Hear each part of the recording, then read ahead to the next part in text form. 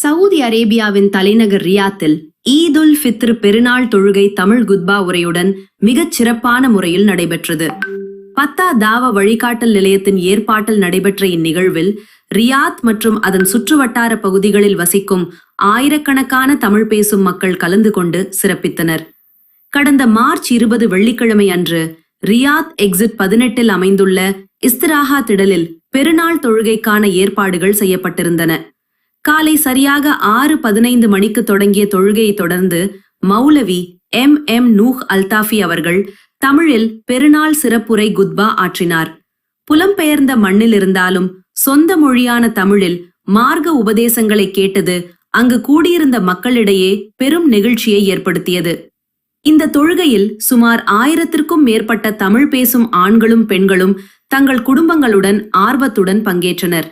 பெண்களுக்கு தனி இடவசதி மற்றும் முறையான பாதுகாப்பு ஏற்பாடுகள் செய்யப்பட்டிருந்தன. தொழுகை முடிவடைந்ததும் மக்கள் ஒருவருக்கொருவர் கட்டித்தழுவி ஈத் வாழ்த்துக்களை பகிர்ந்து கொண்டனர். அந்நிய தேசத்தில் இருந்தாலும் பெருநாள் தினத்தில் ஒரே இடத்தில் ஒன்று கூடியது அனைவருக்கும் தங்கள் சொந்த ஊரில் கொண்டாடுவதை போன்ற ஒரு உணர்வை தந்தது. இந்த தொழுகைக்கான விரிவான முன்னேற்பாடுகளை பதாதாவா வழிகாட்டல் நிலையத்தின் உறுப்பினர்களும் தன்னார்வலர்களும் மிகச் சிறப்பாக செய்திருந்தனர். போக்குவரத்து மேலாண்மை முதல் தண்ணீர் வசதி வரை அனைத்தும் கச்சிதமாக கவனிக்கப்பட்டன. இப்படி மனிதனுக்கு பிரச்சனைகள் ஏற்படும் போதெல்லாம் அல்லாஹ்விடத்தில் ஒதுங்க வேண்டும், அல்லாஹ்விடத்தில் அடைக்கலம் தேட வேண்டும். அதுதான் யதார்த்தமானது. இதை நாம் புரிந்து கொள்ள வேண்டும். அதே போல அய்யூப் அலைஹிஸ்ஸலாம் நமக்கு எல்லாம் தெரியும். அய்யூப் நபி அவர்களுக்கு எப்படிப்பட்ட சோதனை அல்லாஹ் கொடுத்தார். சுப்ஹானல்லாஹ், நோய், அந்த நோய் யாருக்கும் வரக்கூடாது. அப்படியான ஒரு நோய் அல்லாஹ் கொடுத்தார். உடல் முழுக்க பூச்சி, பேக்டீரியா மாதிரி அப்படி அரிச்சுக்கிட்டே வரும். சுப்ஹானல்லாஹ், அந்த நேரத்துல சகிச்சுக்கிட்டாங்க. அல்லாஹ்வுக்காக பொறுமையா இருந்தாங்க. யாரு? அய்யூப் நபி அலைஹிஸ்ஸலாம். உடல் ஃபுல்லா கரையான் அரைச்சிட்டு இருக்கிற மாதிரி அப்படி முழுவதும் அரிக்க ஆரம்பிச்சிருச்சு. அது எந்த கூடியவராக அவன் எனக்கு நேர்வழி காட்டுவான் என்று சொன்னார்கள் இப்ராஹிம் அலைஹிஸ்ஸலாம். அன்புள்ளவர்களே, இப்படி மனிதனுக்கு பிரச்சனைகள் ஏற்படும் போதெல்லாம் அல்லாஹ்விடத்தில் ஒதுங்க வேண்டும், அல்லாஹ்விடத்தில் அடைக்கலம் தேட வேண்டும். அதுதான் யதார்த்தமானது. இதை நாம் புரிந்து கொள்ள வேண்டும். அதே போல அய்யூப் அலைஹிஸ்ஸலாம் நமக்கு எல்லாம் தெரியும்.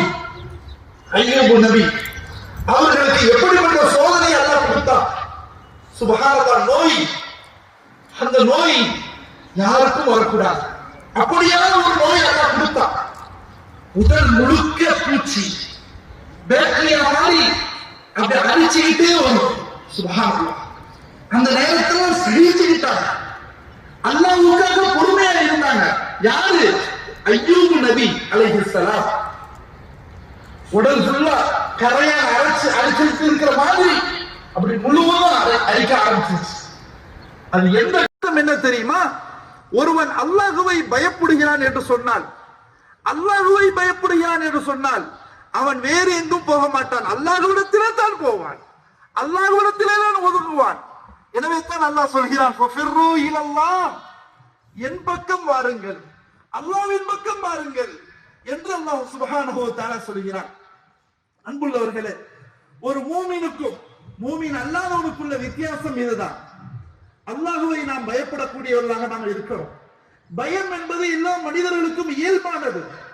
ஆனால் அந்த பயம் எப்படிப்பட்ட பயமாக இருக்க வேண்டும் என்றால் அல்லாஹ்வுடைய பயமாக இருக்க வேண்டும். அந்த பயம் எப்படி அமைத்துக் கொள்ள வேண்டும்? நிராகரிப்பாளன் தான், மனோ இச்சையை பின்பற்றக்கூடியவன் தான், நயவஞ்சகன் தான். அவன் அல்லாஹ்வை விட்டுவிட்டு பயப்படுவான். இந்த உலகத்திலே நிரந்தரமாக இருக்க வேண்டும் என்று நினைப்பான். பாவங்களிலே அவன் மூழ்கி இருப்பான். ஆனால் ஒரு மூமின் அப்படி இருக்க மாட்டான். எனவே நாம் அல்லாஹ்விடத்திலே ஒதுங்குவது என்பது அதிலே தான் ஈடேற்றம் இருக்கிறது, அதிலே தான் வெற்றி இருக்கிறது. இந்த உலகிலும் வெற்றி, மறுமையிலும் வெற்றி. அல்லாஹ்வை விட்டுவிட்டு ஒதுங்குவது என்பது இந்த உலகத்திலும் நஷ்டம், மறுமையிலும் நமக்கு நஷ்டம் என்பதை தெளிவாக புரிந்து கொள்ள வேண்டும். அன்புள்ளவர்களே,